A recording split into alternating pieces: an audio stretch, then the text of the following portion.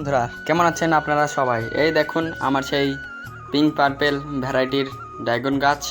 এই ড্রাগন গাছে অনেক নতুন ছোট ছোট ডাল বের হচ্ছে।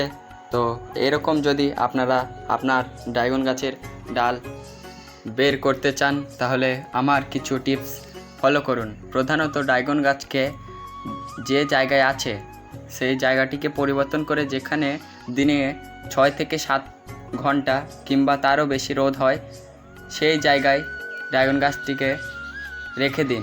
কিছুদিন পরে দেখবেন যে ড্রাগন গাছটি ভালো গ্রোথ হচ্ছে এবং ড্রাগন গাছটি দ্রুত বাড়বে।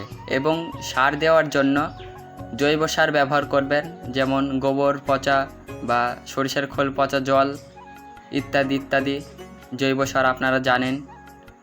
তো যদি আমার মতো ড্রাগন গাছ করতে হয় তাহলে এই টিপসগুলোকে ফলো করুন, তাহলে দেখবেন 2 থেকে 3 মাসের মধ্যে আপনার ড্রাগন গাছও আমার মতোই হয়ে যাবে। তো এরকম ভিডিও দেখার জন্য আমার চ্যানেলটিকে সাবস্ক্রাইব করে নিন। তো আমার চ্যানেলে মাচা গড়ানো থেকে ড্রাগন গাছের ডাল কাটিং সব রকম ভিডিও আমি আপলোড করে থাকি। তো যদি এইভাবে মাচা করতে হয় বা স্ট্যান্ড করতে হয় ড্রাগন গাছের, তাহলে এখনই কমেন্ট করুন, সেই ভিডিও আমি আপলোড করে দেব ইউটিউবে।